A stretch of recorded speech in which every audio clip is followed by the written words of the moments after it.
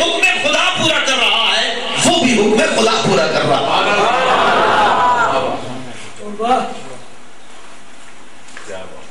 اس لیے رب کائنات نے فرمایا جو لوگ ایمان لائیں گے اور آپ کی تعظیم اور توقیر کریں گے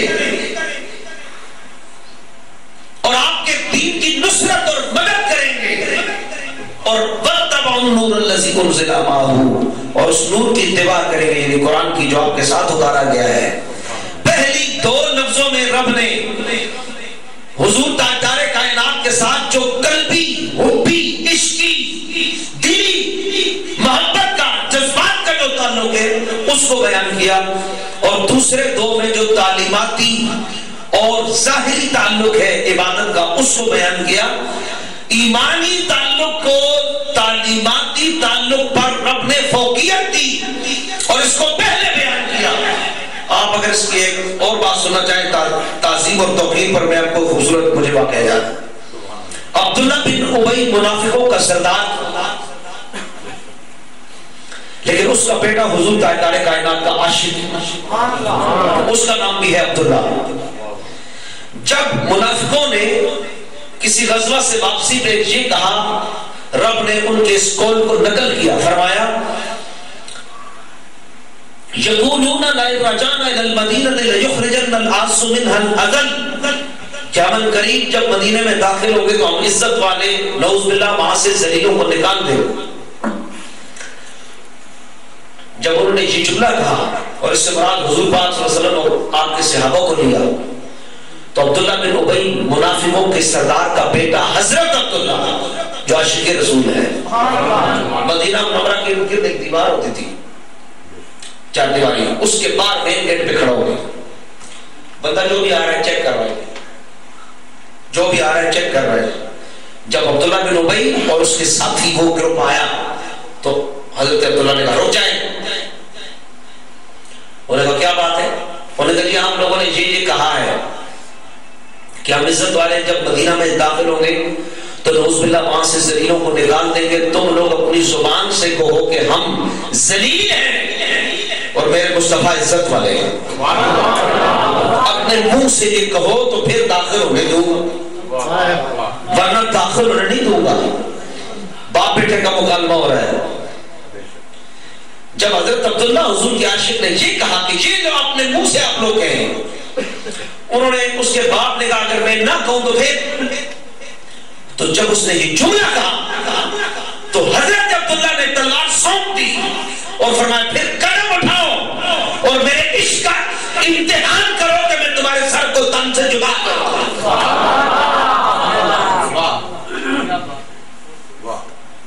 وَعَزَّرُوا ہو جو مصطفیٰ کریم کا کلمہ پڑھے اس کے بعد آپ کی تعظیم اور توقیر کریں.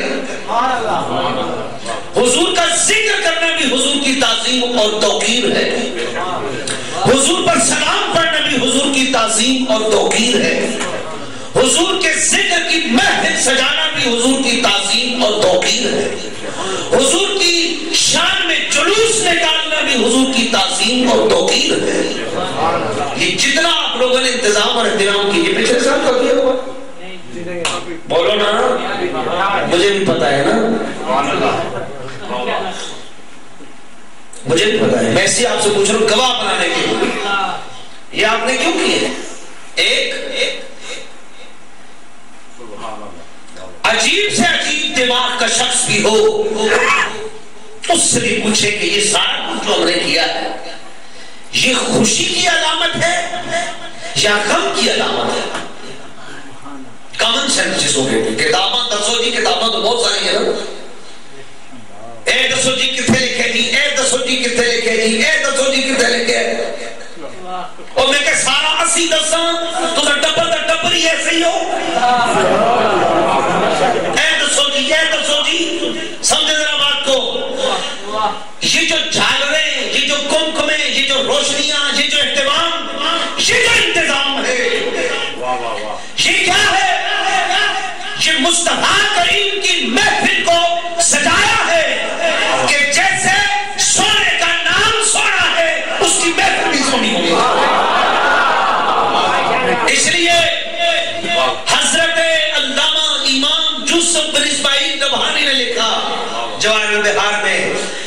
جس کام سے حضور کی شان ظاہر ہوتی ہو.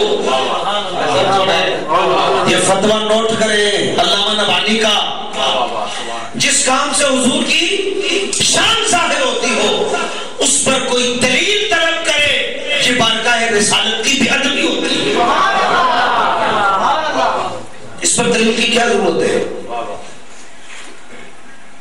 حضرت عبد الرحمن بن عوف اشرف بشرہ میں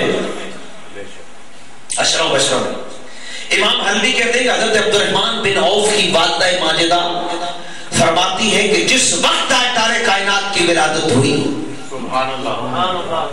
حضور کی والدہ ماجدہ حضرت آمنہ رضی اللہ تعالیٰ عنہ کا تو آپ نے سنا ہے، ان تو حدیث کی کتابوں میں آپ علماء سے سنتے ہیں اور یہ لکھا ہوا ہے کتابوں میں کہ آپ فرماتی ہیں کہ جب حضور تاجدار کائنات کی ولادت ہوتی ہے ایسا نور ظاہر ہوتا ہے کہ میں نے شام کے اور بصرہ کے محلات دیکھے.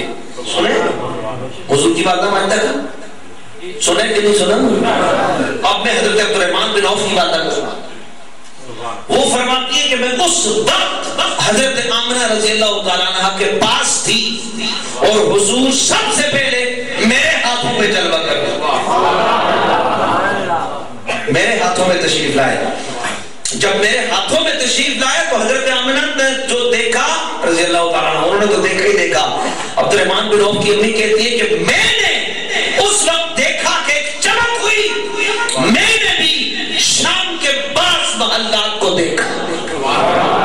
شام، یہ شام اردن شام، کہاں شام، کہاں مکہ پاک. تھوڑی بہت بھی عقل سلیم بندے کے اندر ہو نا تو پھر ذرا سوچے بات کو. مکہ پاک جو ہے وہ وادی ہے، جیوگرافک کیسے سمجھاؤں؟ وادی پیالے کی طرح ہوتی جس کے ارد گرد پہاڑ ہوتے. مکہ پاک میں ارد گرد پہاڑ ہے جہاں حضور کا گھر ہے تاجدار کائنات صلی اللہ علیہ وسلم. آپ دیکھیں ابھی بھی اس جگہ لائبریری بنی ہوئی ہے، مکتبہ مکہ المکرمہ. کئی دفعہ مالک کی توفیق سے حاضری ہوئی اور جیسے آپ صاحب فرما رہے تھے پچھلے 3-4 سال سے ان کے ساتھ حاضری ہو رہی ہے. ذرا سمجھیں، یہ مکہ پاک میں حضور کا گھر ہے، ادھر جبل ابی قبیس ہے، وہ جبل سبیر ہے، وہ فلاں ہے، یہ پہاڑ ہے، وہ جبل عمر ہے، وہ جبل کعبہ ہے. بیچ میں وہاں ڈھلان پہ حضور کا گھر ہے. بھائی اتنے بڑے بڑے پہاڑ تھے تو حضرت آمنہ رضی اللہ تعالیٰ عنہ کو وہ پہاڑ کی چوٹی پہ تو بیٹھی ہوئی نہیں تھی کہ جی نظر آگے جی ادھری گھر میں بیٹھی ہے، لیکن نور مصطفیٰ کی چمک ایسی ہے کہ بیٹھی گھر میں ہے لیکن نگاہ اٹھائی تو شام کے محلات بھی نظر آنے لگے. حضرت عبد الرحمن بن عوف کی امی بھی کہتی ہے کہ جب حضور تشریف فرما ہوئے تو میں نے ایسا نور دیکھا کہ شام کے بعض محلات، وہاں بعض ہے، بعض محلات میں نے دیکھے. اس کے بعد میری دائیں طرف سے آواز آئی اور حضور پاک کے ایک نور نے گھیر دیا، میری نگاہوں سے غائب ہو گئی. تو باتوں کی جب آواز آئی تو میں نے کہا بندہ تو کوئی یہ کلن کی آواز کتوں آ رہی ہے، ہمت میں جیسے چلے گئے بھئی کدھر سے آواز یہ آ رہی ہونے لگی. کہاں لے کے گئے ہو ان کو؟ وہ کہتے جی کو مغرب کی طرف لے کے گئے. پہلے مغرب کا لفظ ذکر ہے، پھر تو سب میری بائیں طرف سے آواز آتی، پھر اس طرح کی میں حیران ہوں. پھر وہ کہتے کہاں لے کے گئے ہو؟ تو دوسرے جواب دیتے ان کو مشرق کی طرف لے کے گئے، مغرب سے مشرق تک. اور اس پر علماء نے جو تعبیرات لکھی ہیں وہ تو کمال لکھی ہیں. لیکن رب کائنات نے چونکہ حبیب پاک کو کل کائنات کا رسول بنا کر بھیجا ہے، اس لیے رب کائنات نے مغرب سے مشرق تک تاجدار کائنات کو سیر بھی کرائی کہ سونے سارا کل تھوڑے صدقے پیدا آپ کے صدقے میں یہ سب کچھ ہم نے تخلیق کیا. عبد الرحمن بن عوف کی امی کہتی جب میں نے یہ واقعات 3 دیکھے، نور کا، آواز دائیں طرف سے بائیں طرف سے، میں سوچنے لگی کچھ نہ کچھ بات ضرور ہوگی. انتظار میں ہی رہی، انتظار میں ہی رہی، انتظار میں ہی رہی، یہاں تک کہ حضور تاجدار کائنات نے جب اعلان نبوت کیا تو میں دوڑی دوڑی چلی گئی اور میں نے عرض کی کہ یا رسول اللہ میں آپ پر ایمان لاتا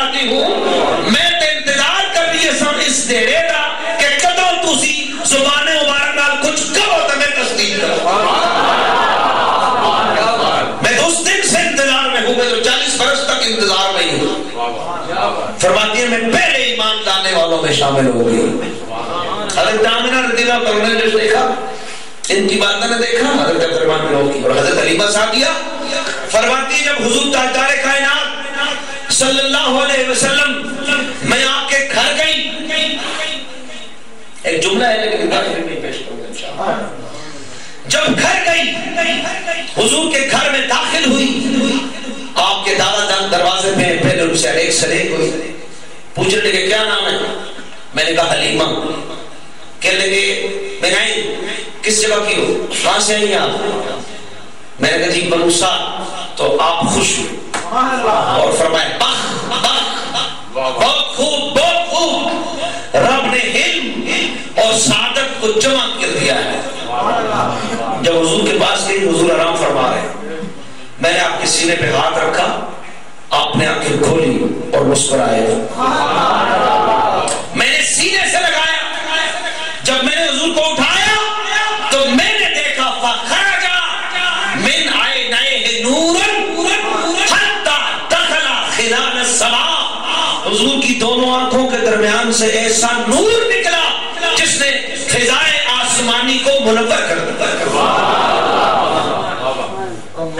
اپنے گھر لے کے گئی, بہت سارے واقعات ہیں نیچے, حجر اسود کبھی اونٹنی کبھی سارے ہیں.